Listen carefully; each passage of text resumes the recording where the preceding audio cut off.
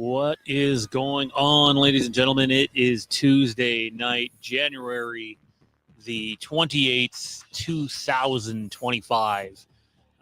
Shorter show tonight. Going to dive into some stuff early on here. But on the agenda, Halloween update / rumor of sorts. Had a brief exchange with 3C Films, Chris over there. He had done an update, I think it was like a month and a half, maybe 2 months ago, which I hadn't seen. But we had speculated on some of the stuff here on the channel. What's going on, Linton? And yeah, so we're going to dive into some Halloween stuff and, kind of like the ad that we just put out on YouTube says, Strode or JLC. I'm not sure I want either one. I know I definitely don't want one of them. We are going to get into some wrestling talk. The Royal Rumble is this weekend. I think NXT's tonight.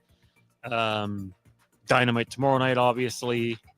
And then Saturday night, we got the Rumble, Collision, etc.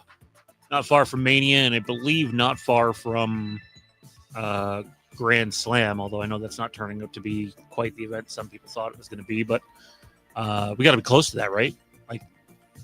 Hang on, I got you guys muted. Sorry. We got to be close to Grand Slam, right? If memory serves me correctly, that's the 15th. And then they got Revolution in March. So that's not too far off. Mm-mm. You got me now? Yeah, I got you now. Okay.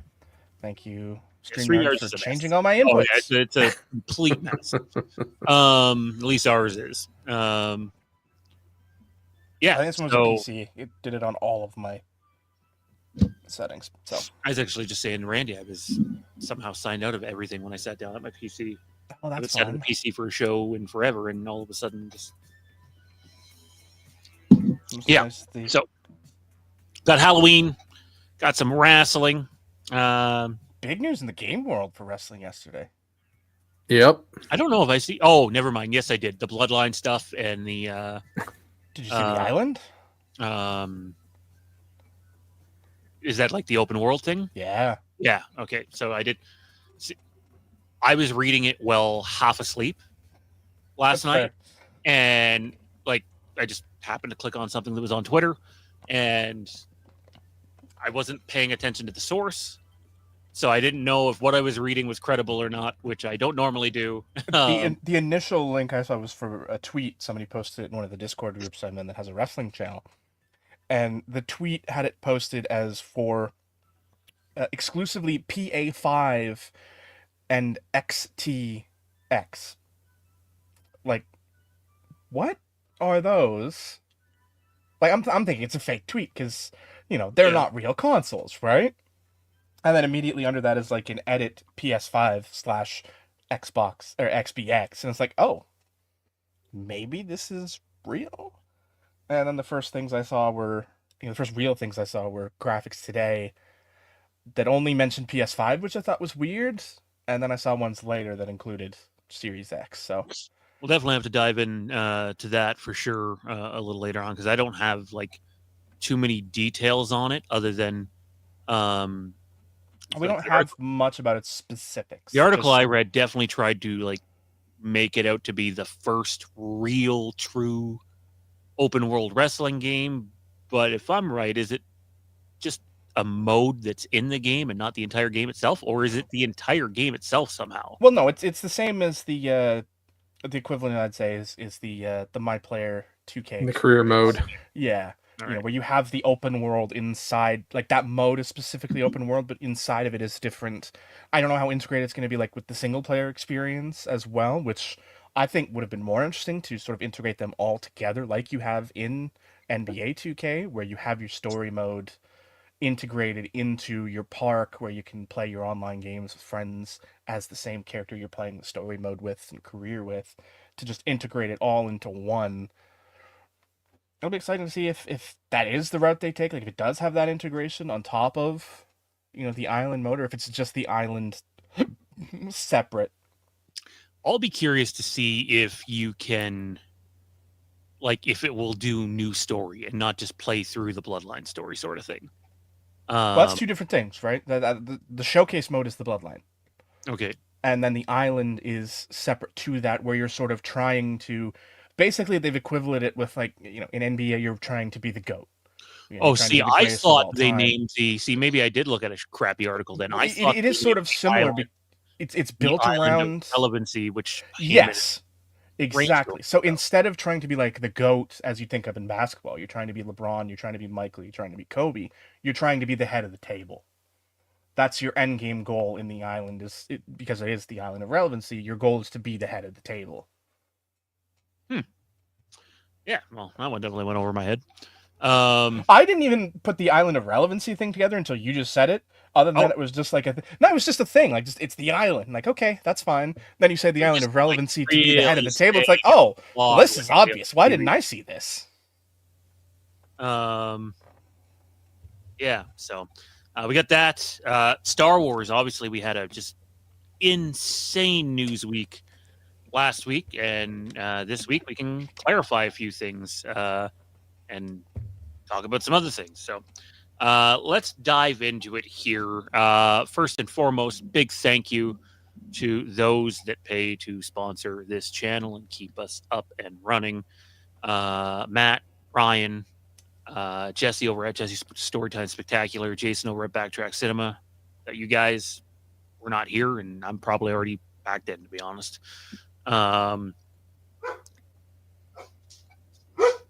Never fails.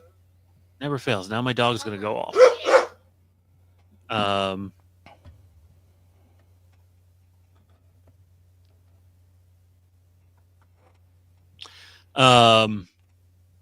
Yeah, thank you to those. Thank you to those of you that still sign up for the Patreon, working on some content for that soon, hopefully. And speaking of which, before we dive into Halloween stuff, let me just say this. Gotten a couple of messages probably in the last few months, just wondering, where are we going with the channel? A lot changed. We were taken up 2 months by Skeleton Crew. Going to have a significant portion of time taken up by Andor, although those Andor shows will not just be Andor. There'll be Andor, but there'll be a segment at the back end that gets into other stuff too. Or the front end, one of the two.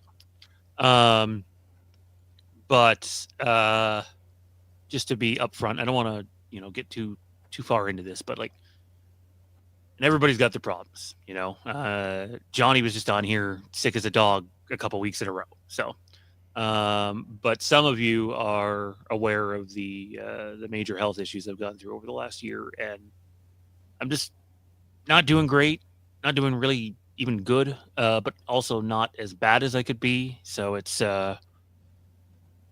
tough, and whenever you're dealing with stuff like that, and then we all deal with everyday stress, whether you're watching politics or world news or what goes on at your workplace or your home or wherever, it's really easy for depression to fuck with you. And I know I've been on here before and said this, but I can honestly own up and say I've made the mistake of probably for the last, since just before Skeleton Crew started, one of the most depressed periods of my life. No good reason for it other than struggling with health and what everybody else struggles with every day. And instead of talking to someone, I kept it in, and it's just very unhealthy to do. And I recommend anyone to not keep it in. If you're dealing with these things, find someone to talk to.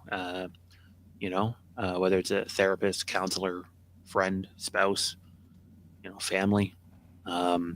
Even if it seems like, they don't want to hear it, sometimes you need to just get it out. So things hopefully will start to get back to normal around here in the future. In terms of future content, I don't think we got too far into that last week. We're doing a Tuesday show. Tuesdays is our nights. Doesn't mean we won't do content on other nights. I still want to be able to do a co-stream with Johnny one night where we're watching him play a game and we're just shooting the shit, or maybe we're both playing the game and he's streaming that game. I don't know. But Definitely want to do that. Randy just mentioned he has questions ready for Star Wars trivia before we went on air. So we will be, not tonight. Don't worry. I'm not in the mood for it. Johnny's like, what? But because I know you're just dripping in anticipation for it.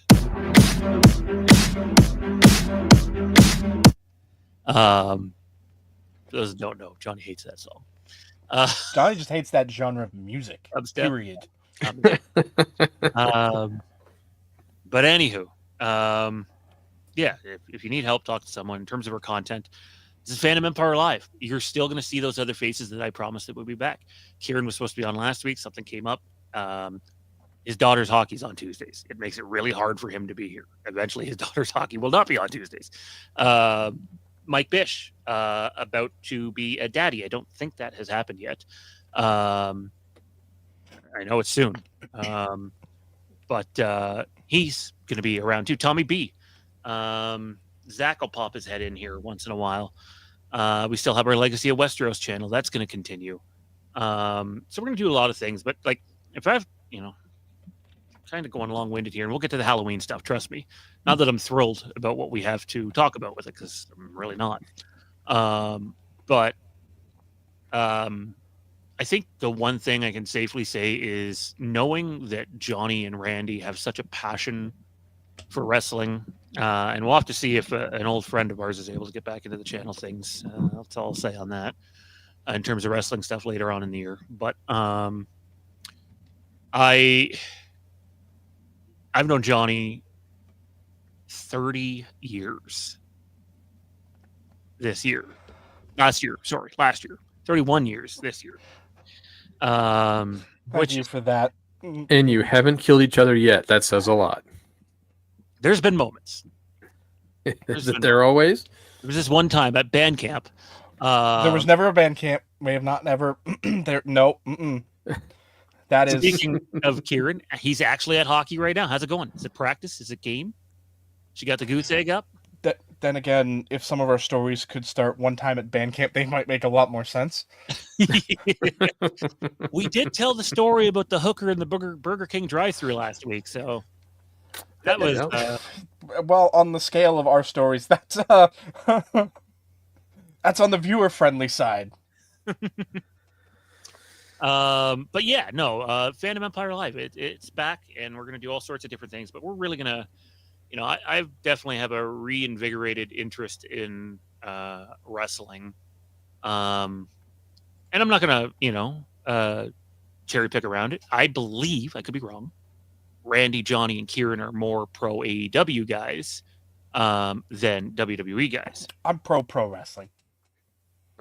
Yeah, I'm kind of that right now, because it's not that I hate WWE, and it's not that I am going to show nothing but gloss for AEW. I mean, right now, AEW seems like they're refinding their feet. It's like that footing that they had in the early 2020s, and now they lost it, and now they're looking to get it back, and they're making the right steps right now, getting rid of the people that don't want to be there. Rehashing some, giving like the House of Black a nice little shiny coat of paint, calling them the Hounds of Hell, which I love the fact, especially since it works on that front. And I know there's people waiting for the Halloween thing. Promise this was not the intention. We'll get to it again, though. It's really clear in the post that I just made. Do you want Laurie Strode or Jamie Lee Curtis? Because that might be what you're choosing from with this TV series. Not both either, by the way. So read into that what you will, or possibly both, depending on how you look at it. So my wrestling story, which we'll dive into more later, but I just want to preview a bit. Matt, by the way, I think is more of a WWE guy. And I didn't mention Matt off the top. Actually, yes, I did. Matt was in with the sponsors, and I hope Matt's feeling as well as he can. We love you, brother. I'm a character-driven guy, okay? Forget the companies, forget movies, forget TV series. I am a character-driven person. Whether we're talking about Halloween, Star Wars, wrestling, even sports. If you don't think Tom Brady was a character in his career and that's why I gravitated towards him, you're out of your mind. Like I must have watched him and Gronk doing the Bad Boys for Life thing the other day like 5 times over just because I could. And you know, I might have been poking fun at some Bills fans in their chats, even though that was insane. I said to Randy before we went live, or maybe it was when we went live. I think it was before we went live, though. I was like, well, I don't think it's rigged. It's pretty bad. I've watched Kansas City play this season. It's rigged. Couldn't have any. They shouldn't have won their division, let alone host the AFC Championship game. Kieran, I believe, is more of an AEW guy. We have another former co-host at the show who may or may not be back later on, and he can tell you who's wrestling 3 blocks from me right now in -20, snowstorm. So, no one. That show's in 2 weeks. and headlining that will be Eric Buckley and Dave Judge. For those of you that know, wow, that is. You actually made me stop for a second and go, wait, hold on, and then it's like, wait, hold on again. What? Look, I'm a character-driven person. That's why I like CM Punk. No one has to like the behind-the-scenes drama that went on at AEW. I didn't. I'd rather read about upcoming feuds and what he's going to do next, right? But I like Punk because he's a character, right? I like House of Black in AEW. Those are characters. People love The Undertaker because The Undertaker was a character. Some people might say that the more modern Star Wars have suffered from a lack of strong new characters. Now, I don't think Skeleton Crew did that. I think Skeleton Crew was a very character-driven story for the kids. And when it comes to wrestling, like, it's not so much about WWE or AEW. I could, deal without half the stupid fan base for both of them. But, I'm going to watch who I want to watch. If Malachi Black is about to become Aleister Black, which I think it's pretty safe to say that's going to happen, I'm going to watch him because I like him. And guess what? I like Brody King and I like Buddy. I like Danhausen, right? I used to like John Moxley. Used to like John Moxley. In terms of WWE stuff, Punk's an easy one to go, but like a guy who I would never have cared for before Punk coming back to WWE, Drew McIntyre. Like, obviously I wanted Punk to win, but Drew McIntyre is fucking awesome. Like, he's got to be up there with potential wrestler of the year of 2024. So, character-driven guy. It's not so much, it doesn't have to be about tribalism and my team versus your team. I'll watch both. Just give me stuff that's worth watching, please. That's all. And we all have different tastes and interests. And speaking of which, there's a Halloween TV series in pre-production. And, whether it makes its intended 2026 rumored release date or gets pushed back further, we will wait and see. But 3C Films is a very popular pop culture YouTuber. Him and I have gone back and forth on Twitter a few times. Punk has actually been great lately. Yeah, I also think he got serious, though, and got in shape. I heard an interview with him on just a radio show of some sort. It's on YouTube.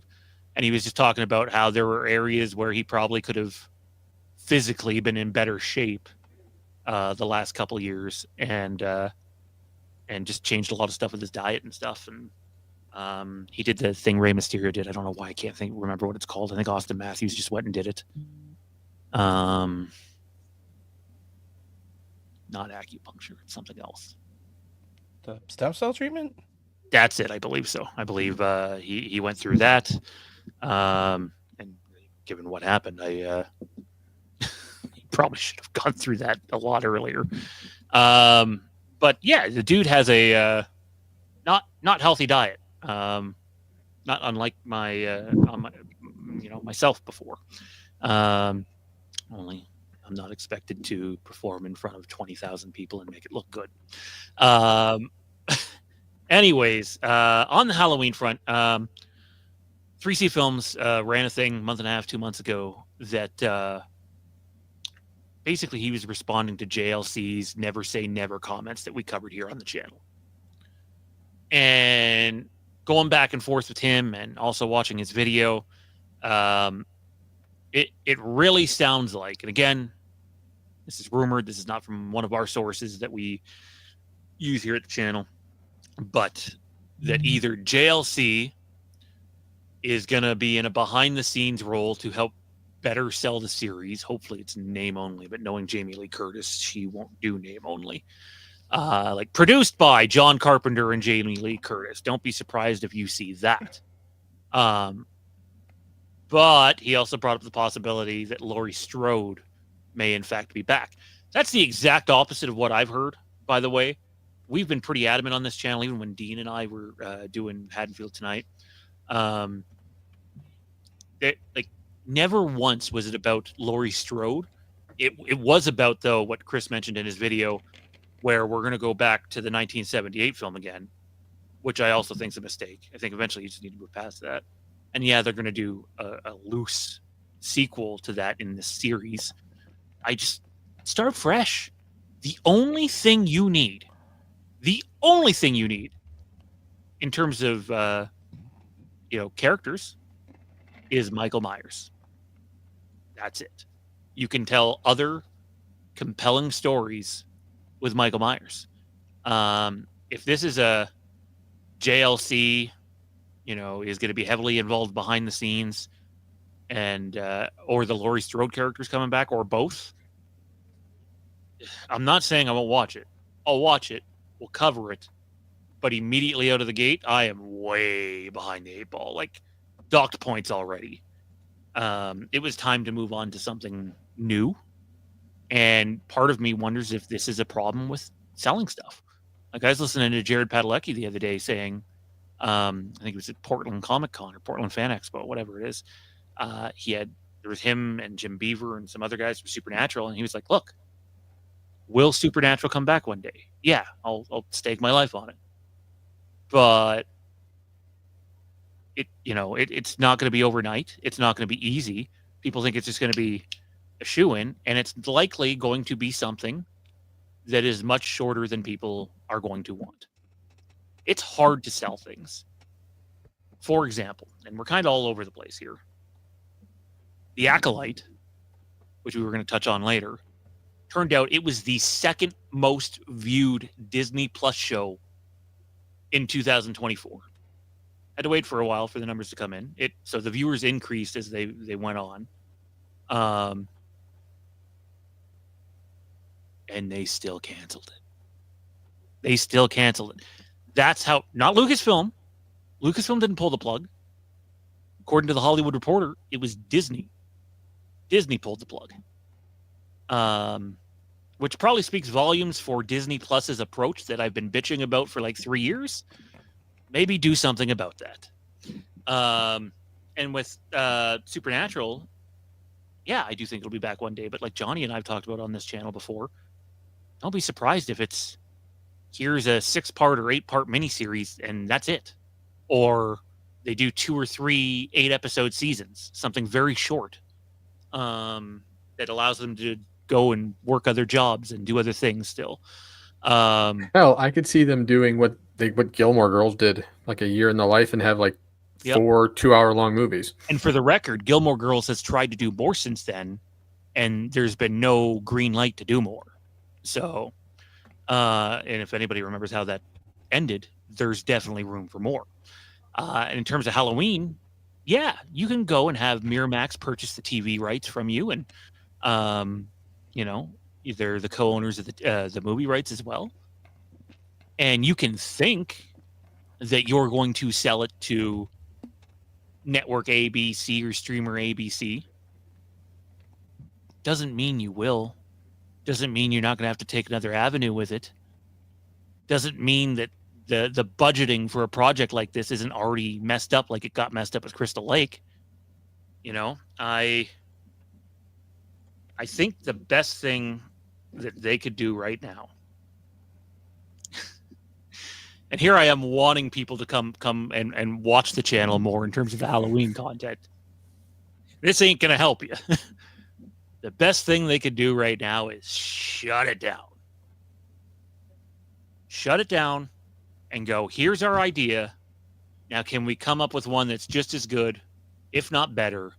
There's still tons of time until 2028, which is the 50-year anniversary date for Halloween. So you can push it down the road a bit. That's not how studios work nowadays. They want to get their money as quickly as they possibly can. So I've talked plenty enough for the first 25 minutes. Now I'm going to shut up and let these guys basically roll through the topics. Johnny, on Halloween,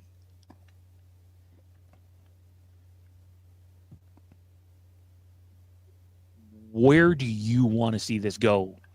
And if it's JLC involvement or another Laurie Strode story, is it best to say, hey, you might want something in a year and a half from now, but maybe it's best that you wait 3 or 4? It's tough for me as a fan, because if you've been around here long enough, you know that, on the horror hierarchy, Halloween is actually pretty low on my list. Which is weird to say. Not Leprechaun low, though. No, not Leprechaun low. That's Leprechaun's not even on the list. That's Kieran's list. He's the only person I know in existence who is a fan of that franchise, literally. And I own a Leprechaun shirt. Okay, I'll say that because I got it free at I think it might have been the nerd store we've talked about before. That used to be. I do remember you'd buy one and you could get one. Yeah, you'd buy. I love that like 3 and you'd get one free or something like that. That was awesome. It might have even been Hot Topic. It was buy 3 get 1 people. free. That's but... right. There's us people out here that have a belly that want to be able to wear cool shit too. Exactly. And Leprechaun happened to be one of the only extra shirts that I wasn't buying that was in a size that I felt comfortable wearing, so I bought it. I don't legitimately think I've ever worn it. It's just at this point, it might even be in a bag in my closet sort of shirt, like not even in the dresser with the regular shirt rotation, just existing in a if you're running low on toilet paper one day. I mean, 2020 came pretty close to ripping up some old t-shirts, but thankfully it didn't get that drastic. But I think for me the best thing you can do is, and I hate to say it, but is just throw it all out, start over. Like there's no way at this point to choose a point in the Halloween fandom where you can separate it from what's come before it. Even if you say, okay, we're going back to 78, everything after that no longer exists, that's our starting point. You still have to have, there are still characters so integral to that story that have to be around.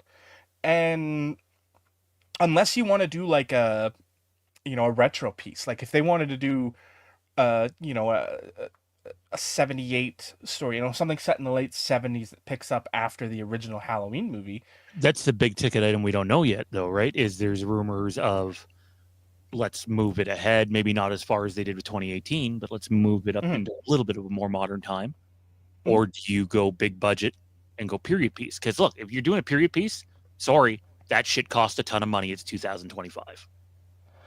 I mean, I think it's, we're talking a 70s period piece, not a 20s period piece. So it is, as far as period pieces go, it's by a lot 20s, cheaper. do you mean the 1920s or the 2020s? I do mean the 1920s. Okay. Or the 1820s. Pick a 20s that's not 2020s. And, that's where you start making things expensive. Cowboy Michael Myers. You start talking Paramount, Yellowstone period pieces. Those are expensive comparatively, but like a 1970s period piece, I mean expensive for what they probably want to make this thing for. Even then, I think you can still get away with a period piece in the 70s that's not as expensive as could be, as long as you're willing to sort of fudge a little bit on the technology. There are other period pieces where they take place in like the 80s or 90s, where you still have a bit of the modern accoutrement that you wouldn't have actually had in that time period. Where you can get away with fudging that just a little bit, to make it easier and cheaper to film in a modern day environment. But, unless you want to do something like that, where you still have your Lauries and your Dr. Loomises, but they're played by different people because of age, where obviously you can't have Jamie Lee Curtis playing Laurie in 1982.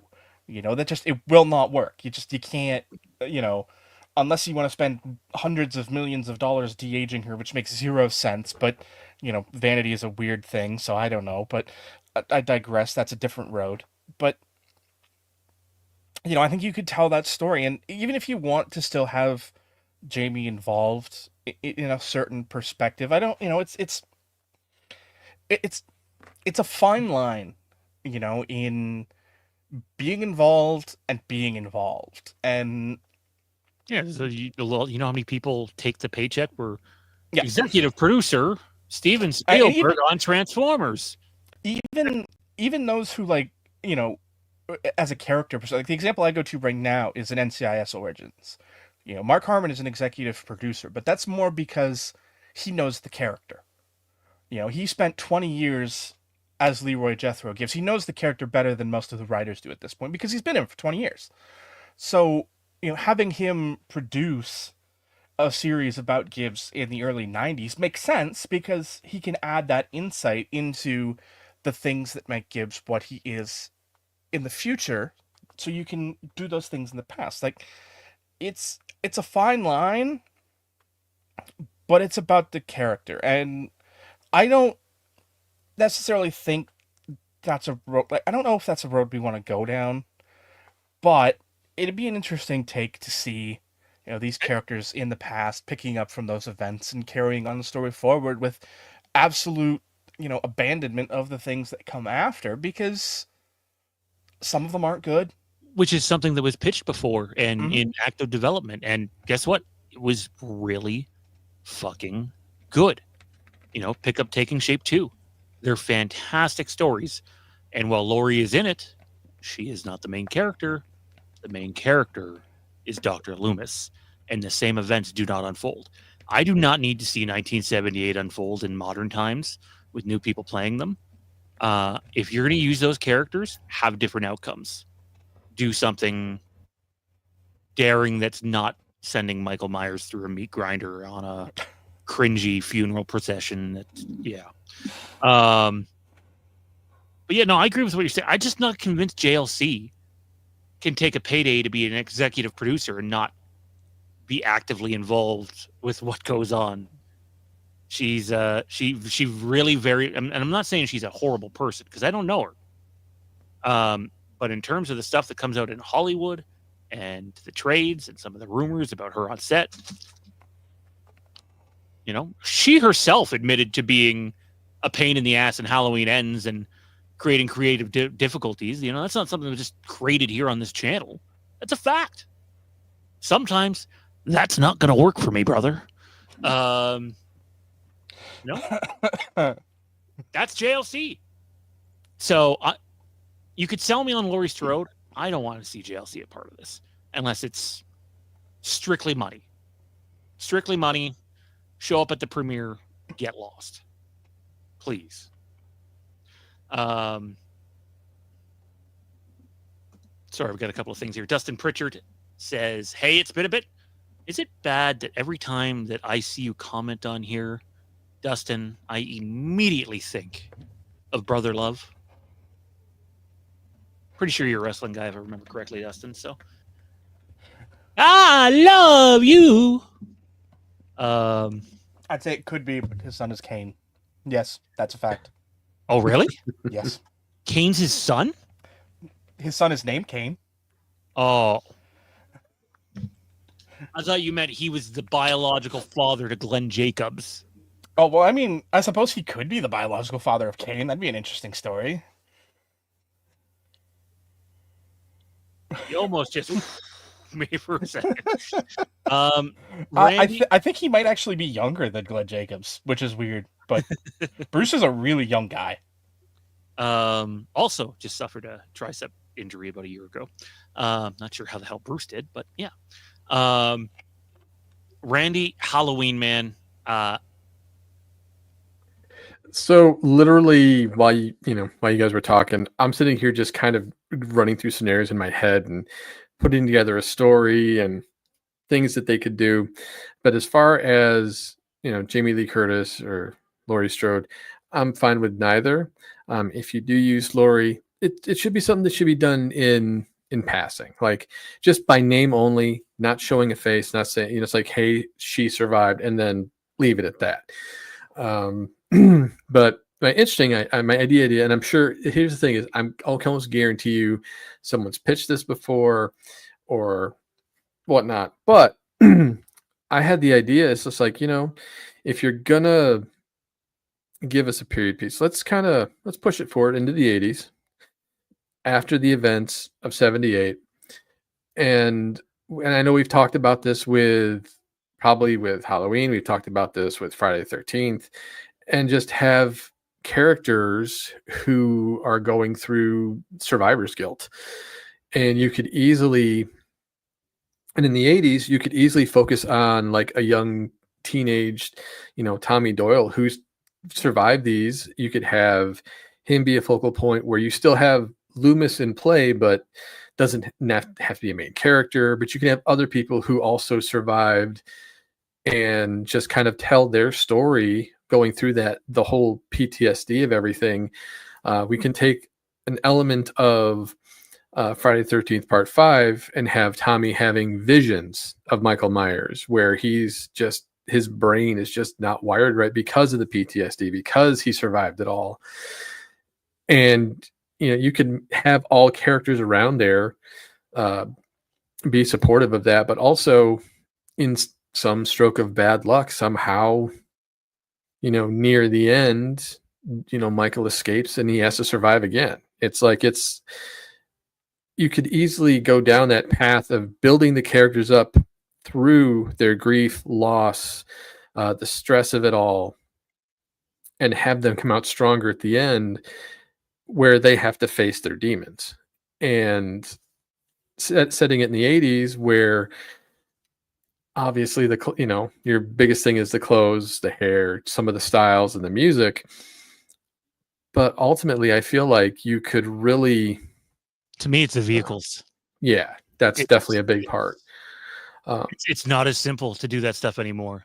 Like I just watched an interview not too long ago, and they were just basically discussing the further we remove ourselves from the 50s, the 60s, the 70s, the harder it is to go back and do it. Not impossible, but if Miramax and Trancas are, shoestringing the budget, hard to do. Keep in mind, they made Halloween 2018 before marketing for $10 million. They made Halloween Kills for 20. Halloween Ends was about 23, if I recall, approximately in and around there. Let me tell you, they definitely wanted to make this TV series for cheaper than that. And that's just almost impossible to do because TV is really not any cheaper than movies now. In some cases, yes, you're not going to have mad CGI, but I think they're delusional if they think they're going to keep costs on a period piece under 15 or 20 million over 8 episodes. Crystal Lake was 80 people. 80. And it was a period piece. But I mean, you see what I'm saying? We could easily get away from, having Laurie Strode be a focus, Loomis being a focus, by bringing back other characters who didn't get a lot of screen time, who have a story to tell, that because there's such a huge time gap between A and B, there's all this space in between that you could fill with just story and character development. You can actually really get the feel for these characters rather than, kind of what we got with Kills with Tommy Doyle. Basically, evil dies tonight. I mean, I get it. I understand the reason for it, but you gave me nothing to care about the character, whether he lived or died. A series could do that for some of these characters that you just briefly get to know here and there. And it's a way to build up the world, because isn't that really what you want out of any good story, is good world building? Yeah, or else why do you want to spend time there, right? Like, one of the biggest missed opportunities with Halloween H2O was there was a whole other side of it that really brought you into what's going on with like the police detective story, and it ended up getting scrapped, right? A little more understanding of how everybody else perceives this legend that happened 20 years ago. And they just scrapped it for time constraints and budgetary reasons.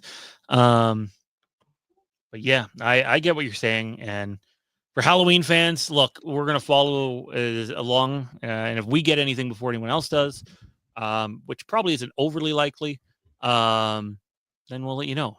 It's a lot of rumors and speculation. And, I think they want the announcement, the official announcement of this thing to go off with a bang. And that's why they want some names attached. John Carpenter's already believed to be attached in some way, shape, or form.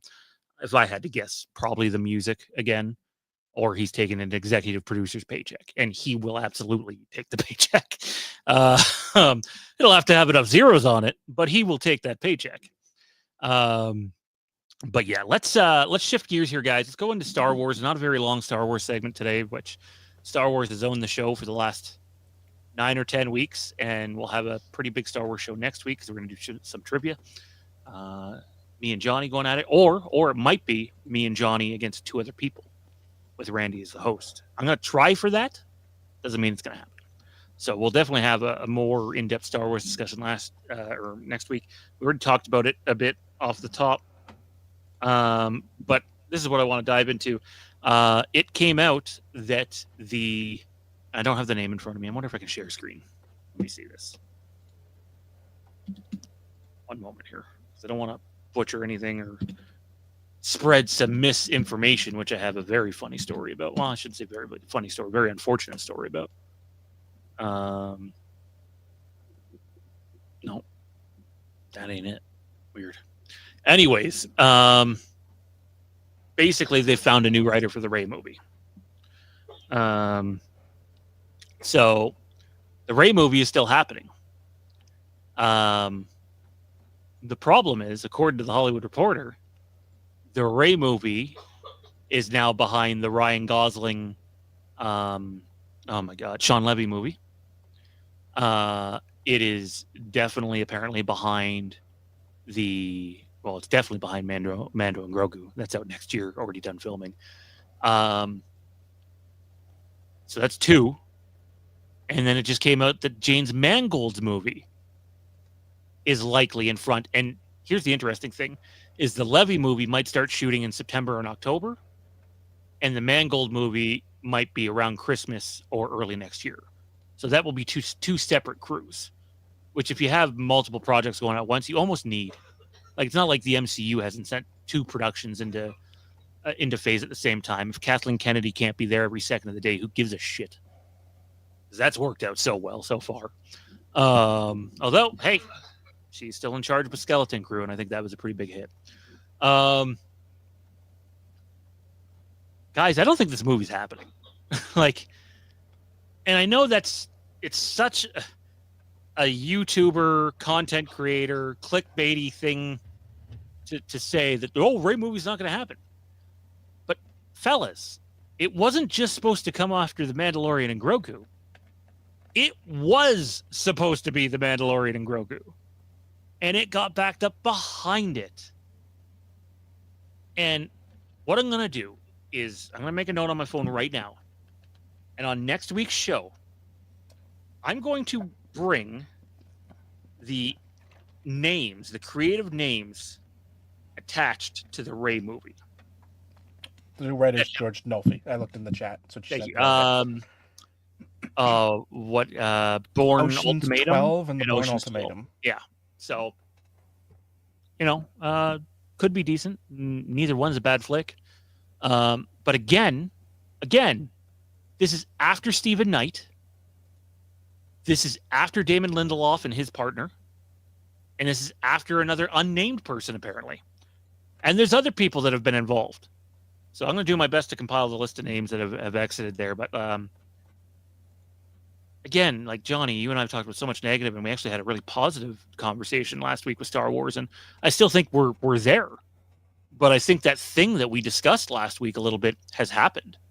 I think the direction has shifted. I don't think there's necessarily a clear-cut direction, but I think it's, okay, we need to make money. They're not going out of business or anything, but it needs to be successful. That's why you go get Ryan Gosling. That's why you move Sean Levy's movie up from what was looking like 2029 to 2030 to 2027, likely the 50-year anniversary. I just think the direction has changed. I don't believe that we are going to get that specific Rey movie. I do believe Daisy Ridley will play Rey again in some future project. Where do you guys stand on that before we move on to wrestling? Oh, I think you're exactly right. On that entire front, I've for a long time it's felt less and less likely that the Rey story that we've seen was going to come to pass, and the further and further we get into this production, the more and more it seems that that's true.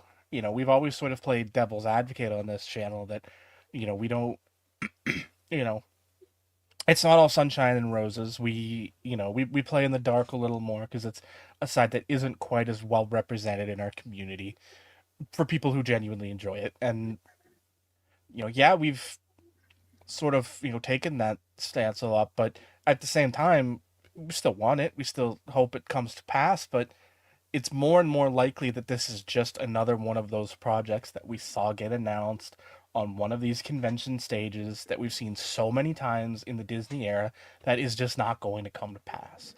I think you're exactly right when you say that, we've seen the last of Rey in this incarnation, but we haven't seen the last of Daisy Ridley as Rey, which I think makes perfect sense. So I agree wholeheartedly with that statement. And I think it's a safe, even at this point, I think, we're, 4 or 5 writers deep in this project that there's probably very little that still exists from that first script, at this point. So There was actors cast, and this is straight from making Star Wars, when Damon Lindelof was involved.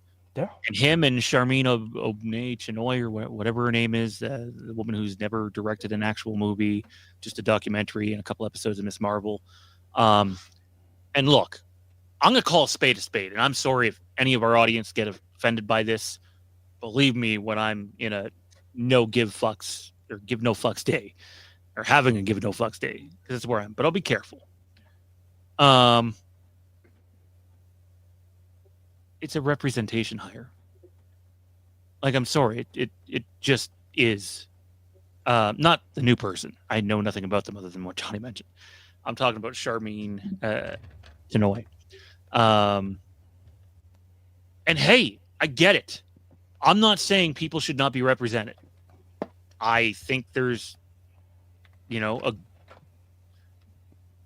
everybody should have some form of representation on screen. That's simple. Shouldn't just be female leads from now on because Star Wars was only male leads for the first 6 movies. That's bullshit. That was someone else's choice. Fuck off. Leave that stuff at the side. But she's green. She's very green. I don't care how good her documentary is. And you've gone through this many people. And if you don't think she's working with the writers during this process, you're out of your mind. I'm sorry, but that's how this works. Writer, director have to be on the same page. Sometimes the script is already done when the director gets hired. That's not the case here. And I just think I don't think Star Wars has the luxury, frankly, to be looking at, representation. We need to do that with our on-screen characters as much as possible. But in terms of getting the fucking film made, you hire the best available person with the best idea and the best fucking skill set that wants to deal with your bullshit. Because that's what it is. We have a Royal Rumble list of names of people that have left Star Wars projects since the Disney era. And that's not a joke. There's probably 30 plus. There might be the Alberto Del Rio year. There might be 40. Who knows? It's maddening. On screen, yes, give me the representation. That's fine. As long as they're talented too. Like, you still need to be casting talented people. But holy fuck. If she directs this movie after all this, I don't know what to tell you. Sorry. And people are going to probably, I know some people that would take this and spin it way out of context. And I just think hiring the best person is what Lucasfilm has to do at this point in time. I don't care if they're white, green, blue, black, purple, yellow, Barney the fucking dinosaur, if he has a good idea. I'm all for the idea that was, let's make this the first all-women Star Wars project. But you need people that are qualified for that. And that's not to say that, Charming wasn't, because let's be honest, everybody has their first project. You never know, you don't know the pitch she made to get that job. So it could have been a great Star Wars pitch. It's just something we'll never know. But by the way, she could knock it out of the world, and I could eat my words. I'm not saying that's impossible. Absolutely. It's just one of those things that, like, for me, I sit here and I think, why not? Like, we have other people who are qualified. Like, if you want the project, if you want the all-female project, that's fine. But why isn't this a Bryce Dallas Howard project then? She's done Star Wars. She's done Star Wars in this current Disney era quite well, I might add. Yeah, she's definitely done Star Wars very well. Her episodes of the shows she's done, I dare say, probably are some of the best in this era of Star Wars. Like, she has done absolutely phenomenal work inside this universe. Why? Like, let's top this all off. It would also be her first big motion picture project. Like, that's also a big deal. And, having that on the resume as well, she has the pedigree, both from a skill standpoint, and again, I say this with the disdain it deserves, but in Hollywood, nepotism is real. She also has the nepotism factor going in her way with her heritage. Like, let's be honest here. She's the daughter of Ron Howard. Like, you have that going for you. Plus, she has a resume in this universe. Like, why isn't she the slam dunk choice for this? Because she checks all of the check marks you want for this. She's a woman, which is, if that's what you want for this project, great. She has a resume, both in your universe and outside of it. And she has the pedigree of heritage, which, sometimes it's passed down through. Like, look at Sofia Coppola. Like, terrible actress, phenomenal director. Is that from the bloodline? I don't know, but she's got the pedigree, she's got the nepotism, and she's got the skill. Like, when you can check all of those boxes, why are we shooting a 3 when Shaq's open under the key? It's just, I'll take the easy 2 over the long range 3 any day of the week. And that's what this is to me. I mean, you had most of it right there. You said that it checked boxes, or checked all their boxes, or maybe all your boxes. Did you say yours or theirs? Well, a little both. Okay. So it does not check all their boxes. And again, I don't feel overly comfortable talking about this because it can be so easily misconstrued. But if you've ever taken one look at my father, you know he's Native American. And had you have known my grandfather, you really would have known that my family has a ton of Native heritage. So I can relate to some extent. But they wanted not just a woman to direct it, which is fine. Tons of great female directors. They wanted a woman of color to direct, which again is fine. No issue with that whatsoever. But it should be the right person and the right project, not doing it just to do it, not doing it to have a social headline. And I'm sorry, these are calls that come down from the top. And again, there are people that could easily misconstrue this as racist or hate, and I don't think any of us are giving that off. I want to get Randy's thoughts, and we'll move on to wrestling. Matt's here. Hey, Matt. Love you, bud. Is that a Cubs hat you're wearing? Did I see a Cubs hat? No. But look, representation matters in front of the camera specifically, but also behind the camera. You could have went and hired Ryan Coogler. Could have put a ton of money at his doorstep, get him to come in and do something special. That didn't happen. So, You know, I don't even hate the job Michael B. Jordan did over on, oh my God, Creed. Creed 3, I believe he was in charge of. You know, there are options. I'm still trying to wrap my head around you intertwining Star Wars and Alberto Del Rio. That's so mind fuck right there. And I'm like, what did I even say?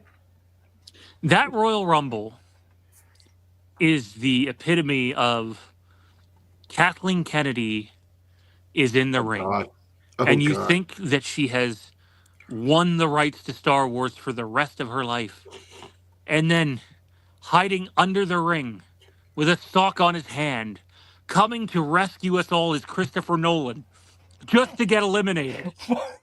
That's the world I feel like we live in. I'm in Star Wars now. More like Eugene.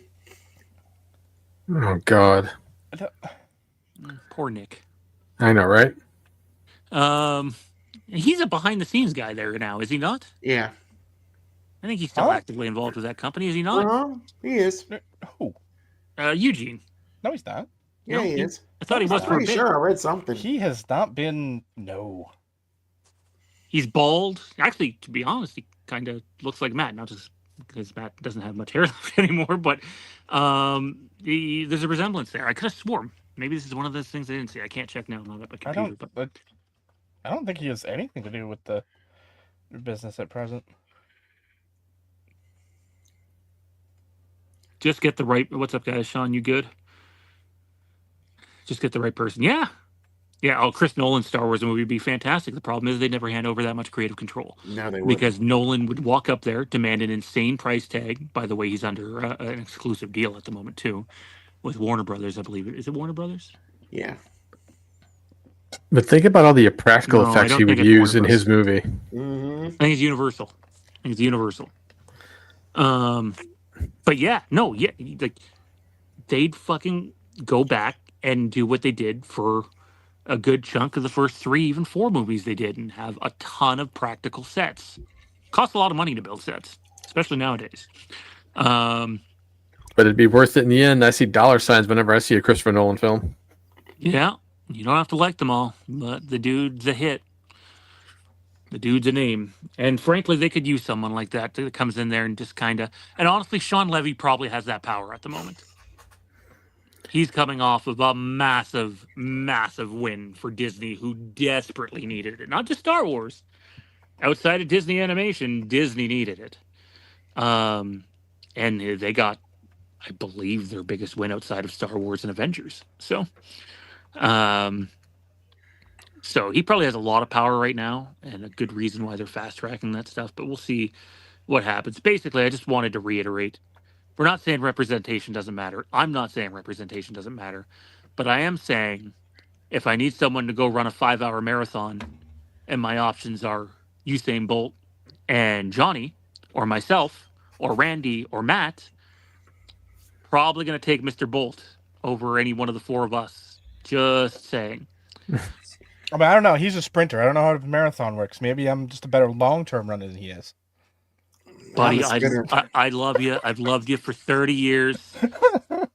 It's a give and take thing, but I think you're taking in some of those fumes from outside your window again.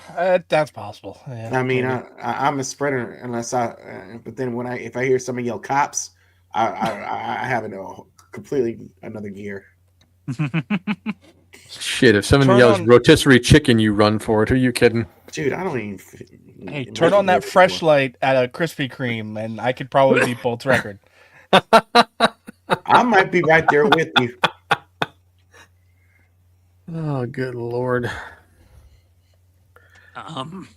Sorry, dying over here. Don't die, Sean. Try not to. At least not on air. I know my jokes are funny, but geez, don't die. But yeah, just do what's fucking best for the franchise. I think Sean Levy is a good step forward with that. Excuse me. Mando and Grogu should be okay commercially. Yeah. I don't know what to expect from the movie, though. Like, it really... And there are positive Star Wars content creators way bigger than us that make us look like minnows in an ocean. And even they're starting to go, really kind of feels like they did take a Mando season 4 idea and turn it into a movie. Because, yes, that's what they fucking did. What's the release date on that one? May 20-something, 2000, next year. Next year? Okay. Yeah. They're already done filming the movie. Yeah. So, So the way I see it in terms of Rey, just to get us back on topic, I'm fine with waiting. Obviously, like you guys said, we'll see the character again. So here's an interesting idea. What if, with Levy's movie, there is a part for Rey in it, and it also would help Disney and Lucasfilm gauge the interest in seeing her again. Obviously, she's not going to be the main star. Ryan Gosling is. So, if we get that, it's a way to gauge interest. And if there's enough interest, then they can be like, all right, let's move forward with the Rey movie because people are still interested in her. And then we'll say basically because of the way the character developed in the movie itself, not because of what we saw in the final 3 movies in the Skywalker saga, but just the idea of building her up to the point of where she's a completely different character than what we saw and actually had her grow to the point where people actually like the character, even if it's not a ton of screen time, even if it's just, the final 45 minutes of the movie that she's in and just still not the main character. You could do that. Now, that's not to say that's what's going to happen. We have no idea what Sean Levy has in mind. that's not true. Not to cut you off, Randy. I know you've been waiting a while, but I was saving this discussion for next week, and I'm sorry, Matt, because I know you're waiting to get to wrestling. I just want to say one thing about them real quick. If I'm the Rey movie, and y'all were talking about it earlier, there should be no other person than Bryce Dallas Howard doing the Rey movie, in my opinion. Other than her Mando season 3 episode, I think every one of her episodes she's done have been pretty rock solid. Yeah. And Mando season 3, I mean, I think when you get Jack Black, Lizzo, and Christopher Lloyd in there, and you do nothing with the 3 of them, I don't know if that was a Bryce Dallas Howard problem and more of a writer and Probably people who writer. hire the I don't know what you're casting talking from. about. There is that episode doesn't. Did you ever exist. What watch do you that mean? episode? Did you ever watch? It's Yeah. fucking all. It might be the worst episode of Star Wars TV. Period. Which one? It's an episode where Mando and Grogu and Bo-Katan show up on this planet that is very not like Star Wars, and Jack Black and Lizzo are like this Oh king and queen, and Christopher Lloyd has like this villain sit at a desk role, and it's she directed that one? She did direct that one, but again, she did not write that one. She did not hire the It's not a casting. poorly directed episode. It's just an awfully written episode. Yeah. It was, We don't talk about that episode. There's a reason for that. I it's can't bad. believe we've just spent 30 seconds talking about that episode. Yeah. But anyways, Jeff Snyder, who's someone we source here at the channel a lot, and it was kind enough a while back to share some of the Halloween stuff back and forth with me. He, who is very often right, had said, this is going back months. This isn't new. This is months, when the Sean Levy movie was supposed to be after the Rey movie. Okay? That Rey was a character in his film, but the character was significantly older. Not 15 years. We're talking like old woman towards the end of her life, older. That makes sense if you're going to do the Rey movie first. If you're not doing the Rey movie first, then you're going into the opposite trap you've already put yourself in. First, you kill everybody, and now you're going to tell us that someone can't die in a movie because they're in a movie that happens 50 years later in the timeline. I do believe now, looking back at that, depending on how much things have changed, that I think it's a safe bet that the Levy movie is going to take place way down the line. I think he wants to do his own thing with very loose connections to the past. And I'm all for it. But I'm not okay with Ray being in the movie now. You need to just have someone else be that character, because if she had a new Jedi Order 40 or 50 years before then, and she's towards the end of her life, it could have been any of the other Jedi who end up being a mentor character to Gosling's character. You know, I hate the idea of giving away characters' fates in a movie. Mean, I suppose you could always have Jedi holocrons or recordings or something that could, where she helps train. I don't know.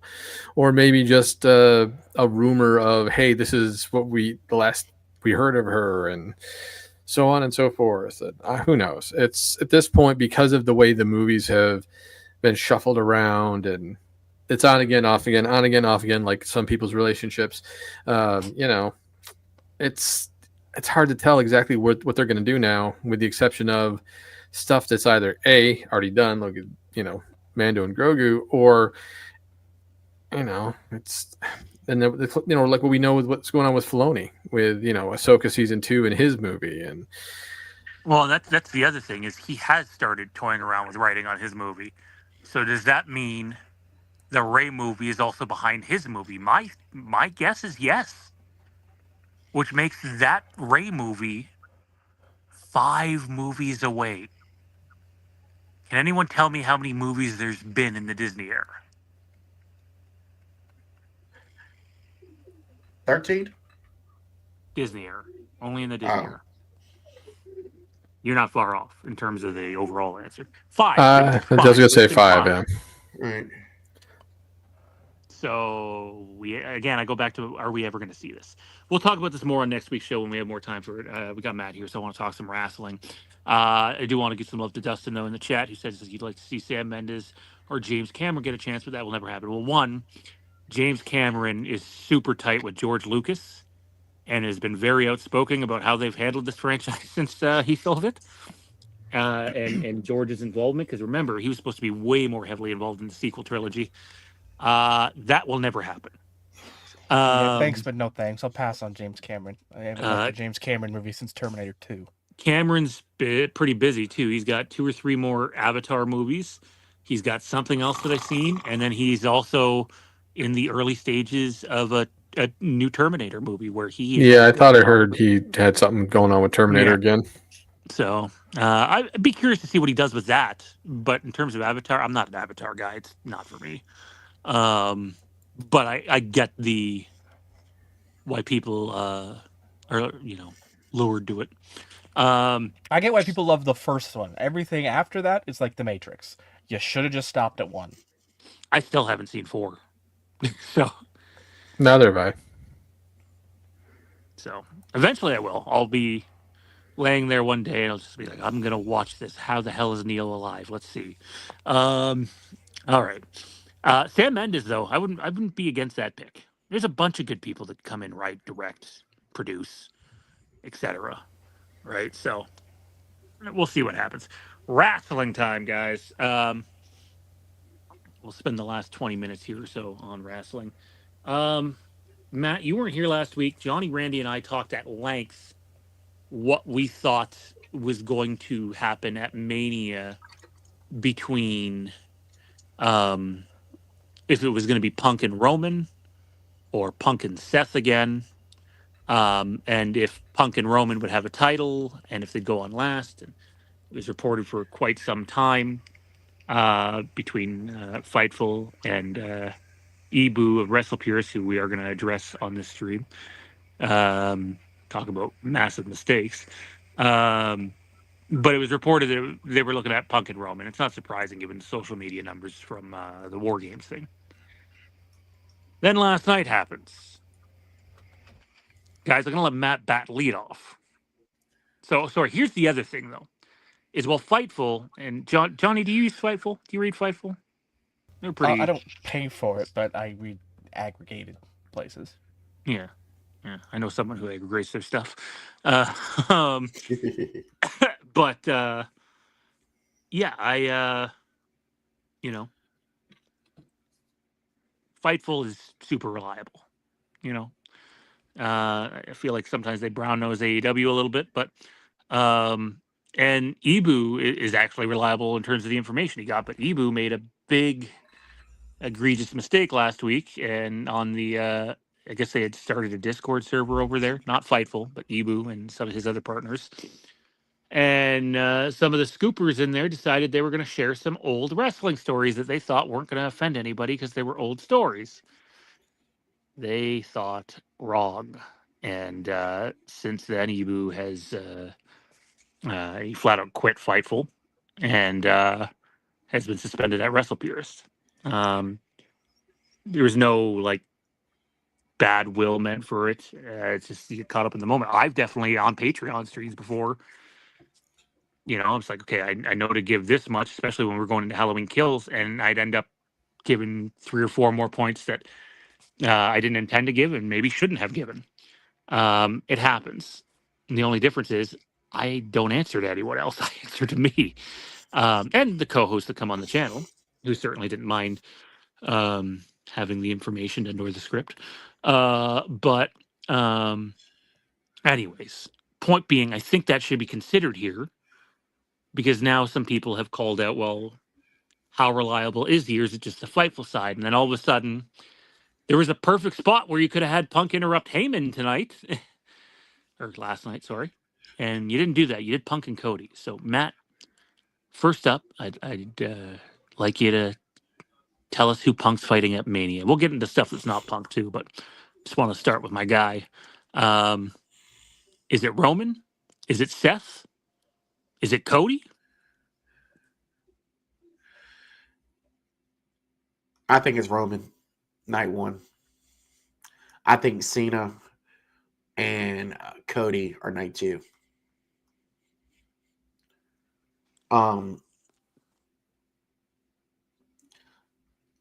He's came back and, Sammy took the shot at him, last night saying, well, you've never, main evented WrestleMania. And I think they're laying the seeds for him to do that. And does Punk need to win Mania? Rumble? No. Should he? Yes.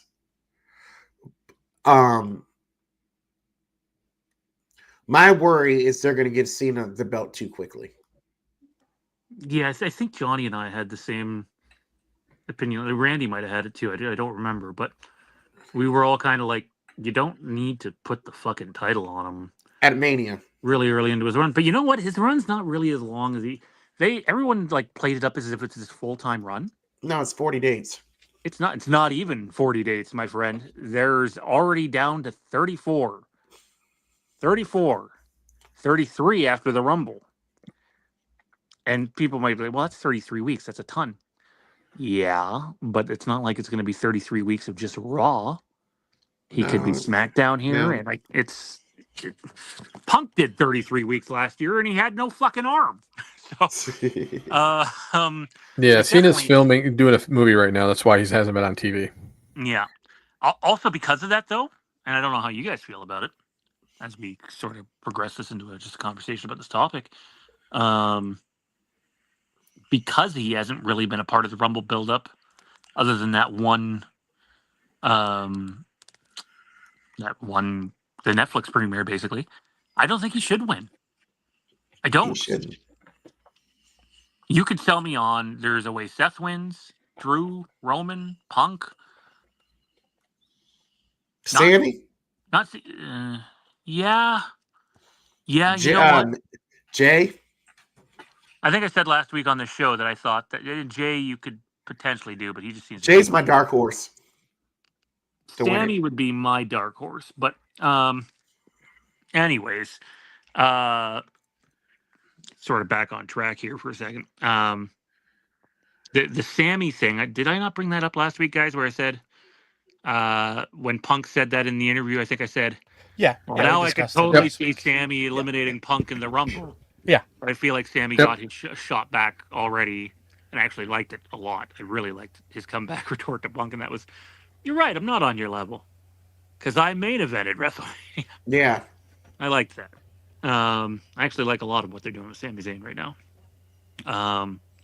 But by the way, does Sami Zayn not remind anyone of Kieran? Like, come on. No? No? A little bit. When Kieran had his long, curly hair? Yeah. Yeah. Yeah, maybe not in his ring gear, but like when he's dressed in street clothes. Yeah, the beard too. Yeah. Kieran Zane. Also, in terms of Sammy, doesn't it feel like they're trying to give you a misdirection of what they're going to do with him? Because I think they're trying to give us a misdirection on basically the main 5 or 6 guys that both shows center around. It seems like he's getting good shots in on Seth Rollins a lot lately. But also, it's just like he keeps missing. He keeps missing with the Hoover kick. It's like, what's going to happen with Sammy? It's almost like they're making it so that you don't really feel like he's going to win because he's got so many people gunning for him. So, and which I like. I like the idea of kind of causing chaos so you have no clue what's going to happen, because so many pay-per-views in general, whether it's AEW or WWE, the go home show always is the telltale sign of what's going to happen. And this last one, I couldn't really tell really what direction some of these are going. Yeah, it's tough. So Matt said Punk and Roman. He believes it's going to stay as that, which is believed to be the current working plan as of a week ago. Johnny, does the Punk Cody thing change anything for you last night, or is it strictly Cody Cena? I'm still hoping that they listen to Cena and Cena goes, "Yeah, we don't need to do this right away," which is basically what Cena has apparently said. I mean, I'd like that to be the case. I said that last week. I'd like that to be the case. But I don't think it's going to be. You know, the corporate era we're in, it makes more sense for Cena to cap that record. And what better night than WrestleMania? It's the night the most eyes are on the product. It's the night the world. It's the one night a year the world cares about wrestling. You know, and it's logical from that perspective to do it. But from a company perspective, it's not. Like, if I'm that voice in the writers' room, I'm saying that, you know, the world is going to care no matter what night it's on because of who it is. You know, and that's something that I don't think is being properly represented by any voices in that room. Is that it's not. No matter what night it is, you're going to get. You know, the media at large it's going to be a write-up in the papers the next day, no matter when it happens, because of who it is. You know, it's John Cena is an international name at this point.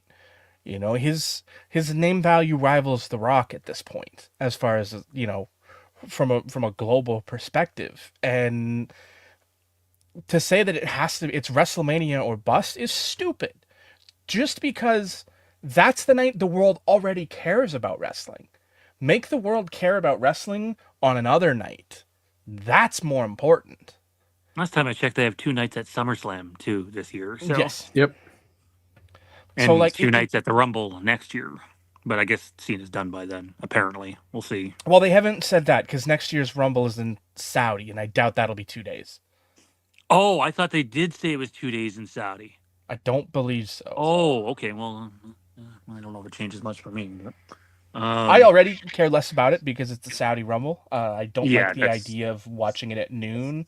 I don't like the idea of watching it in front of a Saudi crowd because I agree. I don't like the Saudi crowd. Not because, you know, you can see the fans that care about it in a Saudi crowd. The problem is you can't see them. Yeah. No, I agree. It's like a Maple Leafs game. That's like, it takes exactly. Yeah. That is the most accurate description I've ever heard. It's like just a side vent a little. You hear the Leafs players ranting and raving about the fans the last few weeks. It's like, Yeah, bitch, Austin you don't Matthews hear needs the to fans. Fucking shut up. I mean, even regardless of that, it's like, bitch, you don't hear the fans because they're the ones in the upper deck screaming their heads off, and their voices are just going out the roof. Of course you can't hear them. It's Joe Corporate down in the 100 level seats who just doesn't give a shit. That's the problem. But it's the same thing with a Saudi crowd, which is the most accurate description I've ever heard. But if you're not a Leafs fan, you probably wouldn't understand that reference.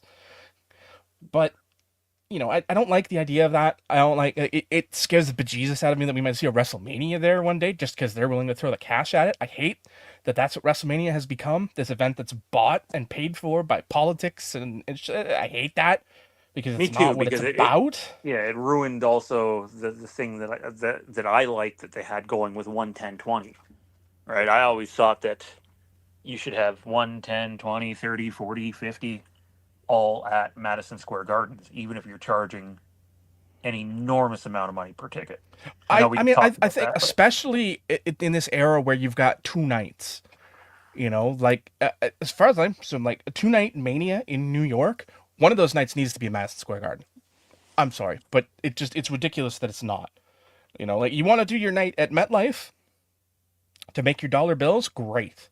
But then you have your night at Madison Square Garden where you can actually, pay homage to the history of the business. But, they just like to piss on it and pretend it doesn't exist, except for on Saturday night's main event where that's all they care about is the history of the business for some reason.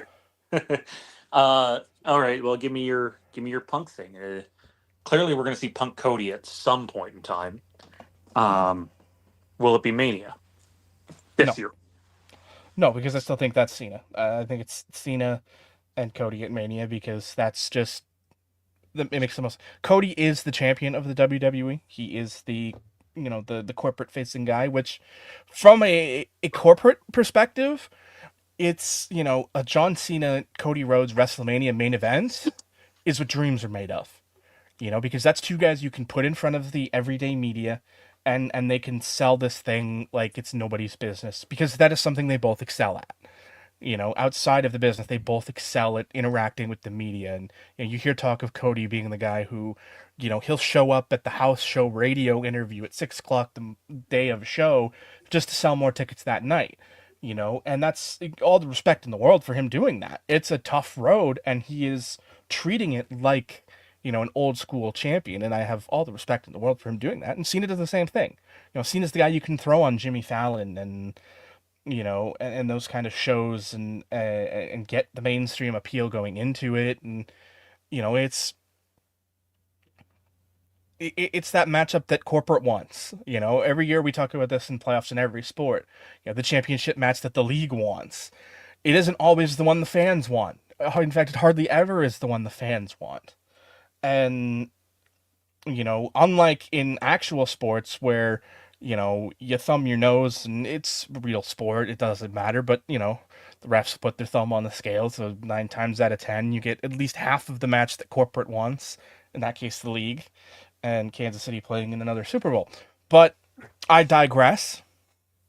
In wrestling, it's 100% fictional. You can put, it's two guys playing with their action figures, and corporate can put whoever they want in the main event and make it work. Unless the fans have an outcry like they did last year.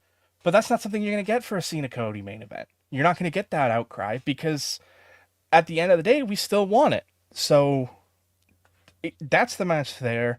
I hate to say it, but I think Gunther's going to be a casualty of that.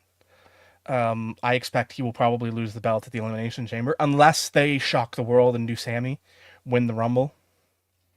I then wouldn't you be can against have. that. I would. Sorry, I'm struggling here. I could see. I'm not saying I want it to happen, but Sammy throwing Punk out last. Punk 2 years in a row being the last elimination from the Royal Rumble. I felt like last night's promo had not. I don't think Punk is ever going to be. I know people want skinhead Punk from, the Heyman run. I don't think that guy is ever coming back. I think you will get this asshole character. Asshole in real life, probably. This asshole character who just doesn't give a shit about anybody. And he's already kind of playing it. He's just hamming up to the fans a bit more. So I don't think we'll ever get that Punk back. The bold, evil Heyman Punk. But I do think last night there was some hints, and I think there's been hints for a while now that Punk might, be in it just for himself. And if it is him and Roman at Mania, which by the Kind of way, like a Stone Cold. in 'Cause that's what I Austin's say. early days, yeah, minus the alcohol, of course. Yeah. But here, Punk, you can have your main event, but you got to have this beer. Gotta drink it. Shit, what was I gonna say? I want Punk Roman. I'm like Matt. I want Punk Roman, and I still think it's gonna be Punk Roman because I have this just weird feeling. I'm not saying Cody's still gonna be champ, but 2 years in a row, the Go Home show has ended with Punk Cody. I could see next year ending with Punk Cody in some way, shape, or form again before the Rumble, and them actually having some sort of match at 42. That's what I could see, almost like it's a tradition thing. But if they did pivot, great.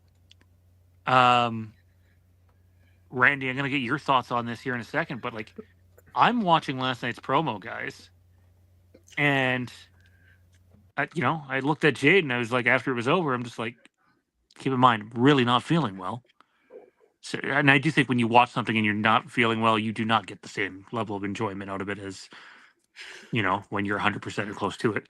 But I looked at it, I'm just like, that didn't do it for me. It was okay. It wasn't bad, but it's just kind of okay, lukewarm, where all the Punk Roman stuff was like fucking fire. And then I go online and I, check Twitter.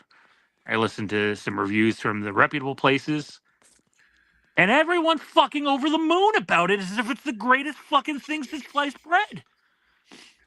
And I looked at Jade, I'm like, I'm a fucking Punk stan.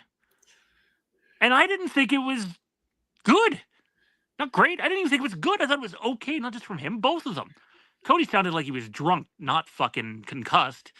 And it just, I don't know, it didn't do it for me. And yet, clearly I'm in the minority because everyone else seemed to fucking love it. Randy, where do you fall with it? And has your opinion changed? So, just thinking about everything you three have said and just things I've been seeing over the past couple of weeks, it would not surprise me to set up Roman Punk, which I think does make sense considering how much emphasis they've been putting into it lately. They can eliminate each other at the same time. They could, you could have, say, Punk eliminate Roman or vice versa, and then the other costs them, but let's say Drew kicks him out or whatever, to just kind of add to that fuel to the fire. Because we've always seen where if people are at each other's throat, if they get eliminated from the road, then they'll try to screw over the other guy. So we could see something like that happen. If that does happen, then I can definitely see Roman Punk as one of the main events. This leaves an interesting build. I agree. Cena doesn't need to win the Rumble, and I don't think he does. I think what's going to happen now that with everything, all these moving parts that I'm seeing, I do think it kind of boils down to Jay, McIntyre, and Sammy. I do think it's going to be one of those three. I'm leaning more towards Jay as the dark horse and more Sammy, just because I feel like it would be interesting to see him go after Gunther. But ultimately, I think what's going to happen is this is going to set up Sammy versus Seth in some way, shape, or form. And then we might get to see Jay or Drew versus Gunther. And then we're going to have a bit of a build up over the next few weeks leading to Cena Cody. I still don't think Cena's going to win at Mania. I still feel like because he's always been Mr. SummerSlam, that's going to be one of those dates he could win it at, and he could at least hold the title the rest of the year after that. And then, to me, if you have Cena in the main event at Mania against Cody, and he doesn't win, it shouldn't be on your card. Someone else should have that spot. Well, then if you decide you could give Cena the win, then we could use that as a potential start down to the dark side to what everybody's talking about, Cody Lander for his heel turn, because he's already got the gear that almost makes him look like Homelander. So you might as well kind of go the full 9 and have him just kind of go down that dark path after losing the title.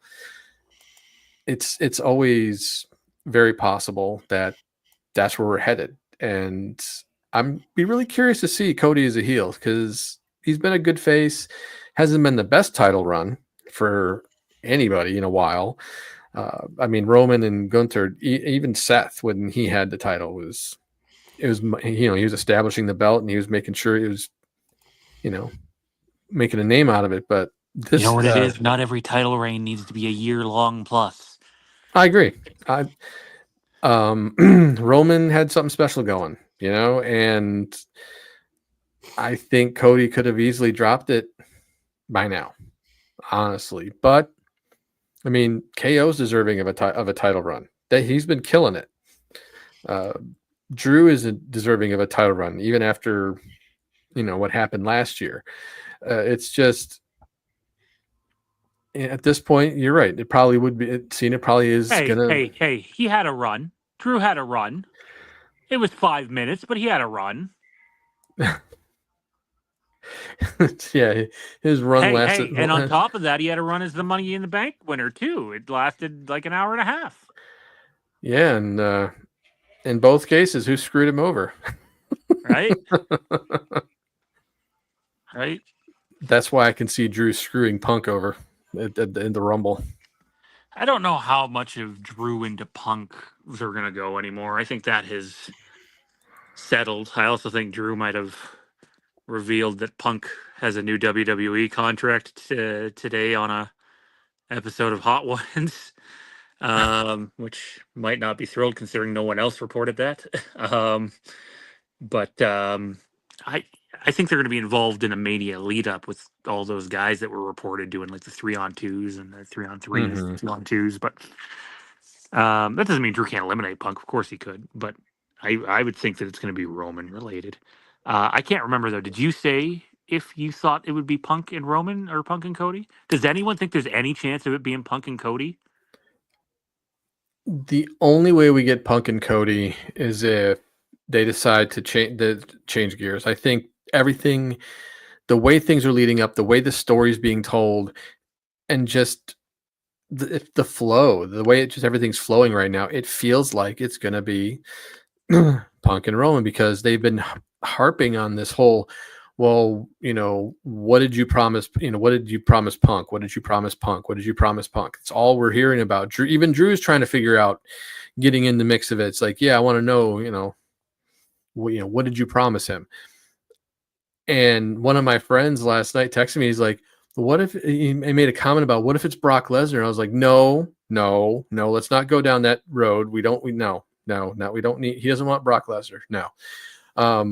I feel like it could, honestly, could be vying for the services of Heyman, but that's just my I hope theory. That's not like a match stipulation.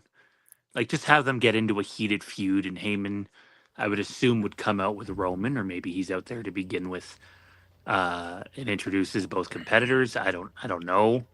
I don't think it would be a stipulation. This isn't Dominic on a pole match. Paul Heyman on a pole. Paul Heyman on a pole. Dominic on a pole. Yeah, Punk seems to be putting his body through all this crap. I think last week I mentioned doing the WCW 3 cages stacked match for Heyman. I mean, Punk seems intending on ending his career via injury in one of these matches. So he was about, had he been any later with moving Roman, he might have ended Roman's career when Bronson was coming down in that War Games match. Jeez. But yeah, I don't know. The IWC seems to think that there's a real chance at Punk and Cody now, and I wouldn't not like it. Of course, I would like it, but I kind of have my heart set on this. Punk Roman heated rivalry thing, even though I really don't think there's a way to get the title involved. I know Johnny said Gunther might lose the title at Elimination Chamber, but I don't see how it could be to one of those two, unless he's going to do something stupid and have to defend it in an Elimination Chamber match.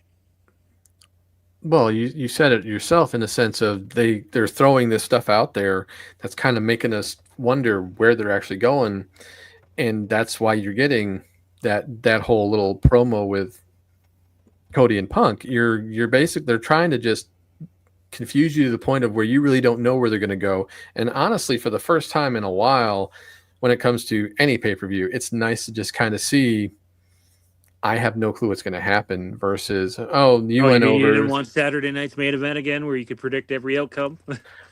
It's like, well, you went over, so I guess that means you're winning, and you went over, so you're winning. And it's... Yeah. I was hopeful Jay might win at the end of Saturday night's main event, given how the rest of the card went. Like, oh no, they just went full predictable. Okay. Mm-hmm. Yeah, I guess we'll see what happens in terms of the John Cena stuff. They are advertising him heavily for Toronto, which is the Elimination Chamber, like massive. It's its own commercial. So part of me goes, well, maybe he'll win an Elimination Chamber match to go at Cody or something. And isn't that usually how they figure out who's going to be the number one contender for the other belt? It's been back and forth. Sometimes it's a belt on the line, and sometimes, and not just the WWE Championship or World Heavyweight. I think there's been like an Intercontinental Elimination Chamber or U.S. title Elimination Chamber, one of the two. So I don't. It's so hard to predict, right? That's the one thing I do like going into the Rumble this weekend is, while I think if I had to put money on it, I'd vote Cena, even though that's not who I want to win. I think there's a real, like a tangible case you could make of Cena, Punk, or Roman could win the Rumble. Arguably even Seth. Maybe Drew. Upset maybe Sammy, gets the push and some love. Someone in the GTs, I think, said Jay in the chat. I don't think they'd go that way now. He just got quite a big cooldown.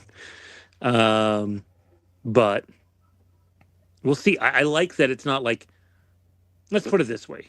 Last year, I basically felt like either Cody Rhodes or CM Punk was winning the Royal Rumble. I thought more than likely Cody, but there was a shot at CM Punk. This year, if I had to bet, I'm going Cena, but I think there's realistically like 5 other options that could win. And I don't know if we've had a year like that since when? 2002, maybe? 2002 is the Triple H. It's been the better part of at least 10 years. I can remember. Yeah. I think 2002 was Triple H and Angle and Austin and Taker and a couple others were in there too. 2002 was the Triple H return. Yeah. Okay. That's the other thing that scares me with Cena. They love the return Rumble win. They love it. Cena himself has already done it. Yep. Hopefully that'd be a reason to not do it, though. So I'm going to save AEW for next week because I'm super tired and just not feeling well. But I do want to get your guys' predictions, if that's okay. And what I have here is the final 4. I know we did predictions last week, but I'm actually logging them like we did last year. We're going to do final 4, final 2 for the men's Rumble and women's Rumble and the winners each. Plus, we are also going to pick 2 numbers that represent us in the Royal Rumble. And if, wrestling wasn't a work, obviously we'd be vying for spots 29 and 30. But, those numbers don't always win the Royal Rumble. So, I'm going to start with Matt here, buddy. Give me your Rumble women's winner.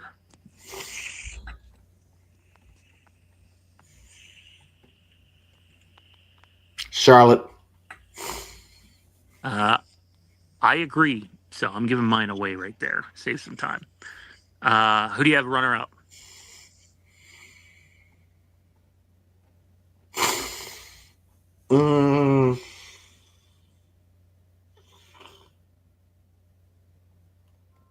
Becky. Okay. Who do you have in your final four?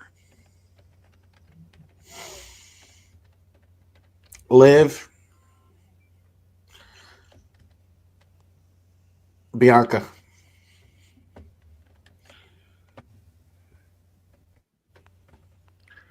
Same for the men's men. Give me your winner.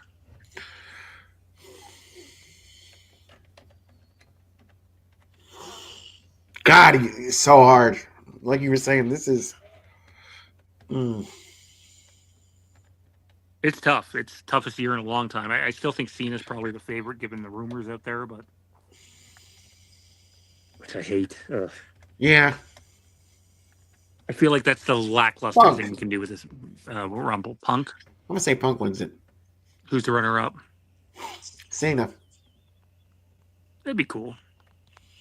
Final four: Punk, Cena, and who are the other two? Jay and Sammy.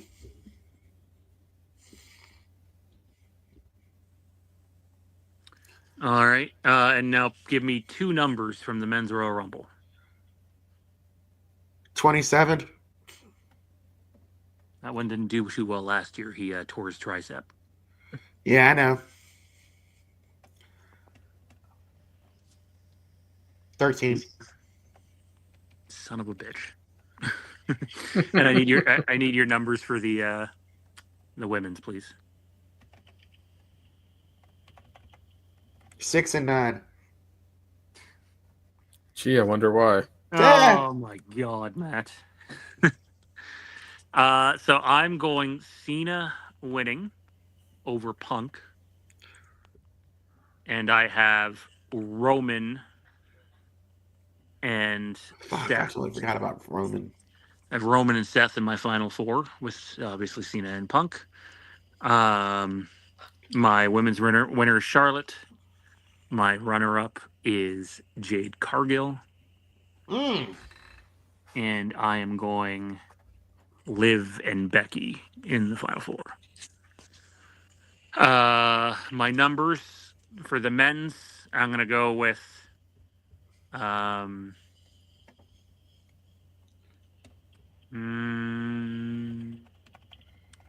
let's go 19 and 23. And for the women's, let's go 27 and 69. Oh, wait, there's not that many. Go 27 and 30. Johnny, give me your men's winner, Cena, right? Yeah. And who's he taking out? Sammy. Okay. And who are the other two in the final four? Punk and Drew.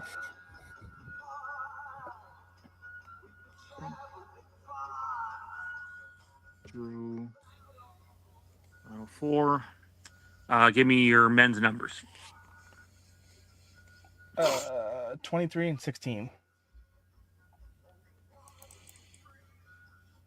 Sorry, did you say 16 or 15? 16. Okay. And how about the women's? The women's, I got Charlotte. Yep. Liv's runner-up. Yep. And Nia and Jade are the other final four. And give me your numbers. I got the back end, 30 and 29. Charlotte's coming at the very end. I had 30. You can't take 30. Well, I'll take 29 28. Alrighty.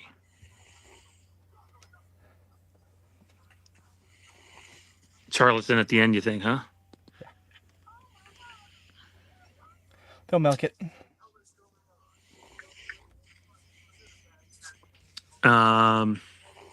Randy, men's winner. As much as I hate to say it, I have to agree with you guys. That's probably going to be Cena. Runner up. I am going to say that Punk is the runner-up. Final four. And I say that's going to be Sammy and Drew are going to be with them for the final four. Okay. And men's numbers? So I think I'm hoping I can't pay as much attention as I should have. But 27 and 9. 27 is taken. Okay, 26 then. And is 9 taken, or was that the women's? That was women's. Okay. So 26 and 9. All right. Well, there are our Rumble predictions. Do you want my women's predictions too, or no? Oh, sorry. Yes. You can tell how fucking exhausted I am and ready. I know. Charlotte's going to win. Charlotte, runner-up. I will say Liv is the runner-up. And final four. So for one of them, I would definitely say I'm going to go Becky. But for the sake of basically strapping a rocket to her and pushing her as fast as possible, the newly signed Jordy and Grace. That's a good pick. Because she's ready for the main roster. She does not need to be on NXT. And your women's numbers, please. I will go 15 and 20. Alrighty. No love to the first 5, but it's a little hard to do that when Bailey won last year, right? So I think she was 3? Yeah. In it for an hour. How long has it been since a men's one Rumble winner? Edge, I think. I think so. Yeah, it's been a while since someone's been in from the start to the finish. Yeah, I just saw that Rumble the other day for the first time. I'd never seen it before, so it's one of the few I hadn't seen. I think it might have actually been the only one I hadn't seen at this point. So that was not a very good Rumble. But they did the best they could given the circumstances they were all working in. That is going to do it for us tonight. Went way longer than I thought we would, but it was fun. I do apologize for my 25-minute rant at the beginning. Totally on me.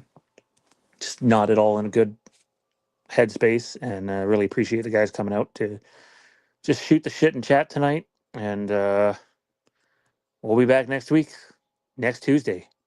Star Wars trivia. Will it be Sean and Johnny on a team against 2 other people? I hope. We haven't done a team match in forever. Randy, where can we find you at, sir? So on X, it's at Giggity Giles, and lately, weekly, just been doing the Sports Brew with the playoffs in full swing. Now, obviously, the Super Bowl in a couple weeks. Just Google Sports and Brew, and you should be able to find it no problem. Johnny, what do you got going on, man?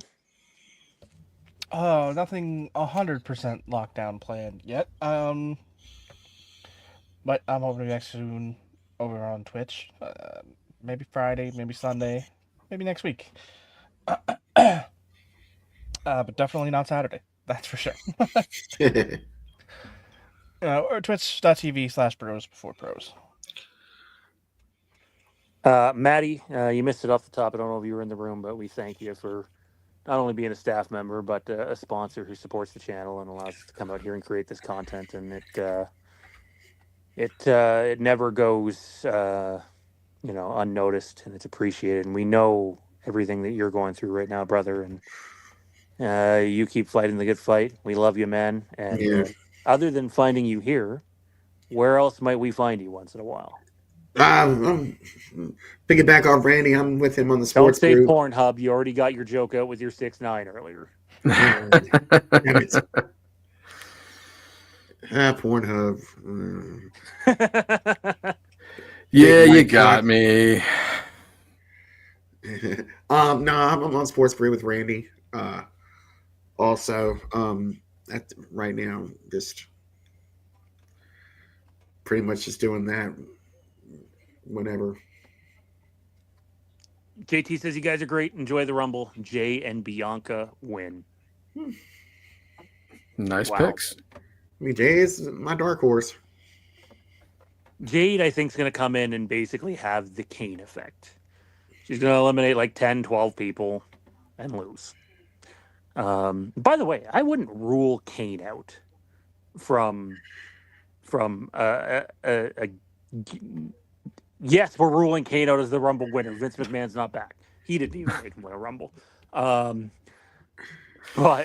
I wouldn't put it past Glenn Jacobs being a surprise entry because, frankly, the last couple of times we've seen Kane on TV, very out of shape. Don't know if anyone's seen Glenn Jacobs recently. Yeah, he got better, ripped. much better shape. So I wouldn't also mind like a different Kane look. Don't bring that fucking awful one back that he was using with Daniel Bryan. Corporate Kane. It's terrible. And yeah, not that one either. What about, you think we might see Lesnar or no? Absolutely. According to Fightful, that has not even been a talk amongst WWE right now, as long as the court case is ongoing. So, big Papa Pump. That'd be cool to see him get eliminated by Braun Breaker. That would be funny. Considering he's smaller than Braun Breaker now. So somebody's going to have to run the math on that one for me, because I know what the math is like with 4 people. What's the math like with 29 other people? I need that math. Can somebody whip that up for me? Does he have like a 2,676% chance of winning with 29 other opponents? Somebody needs to do that math. Quick, Matt, do your Steiner math.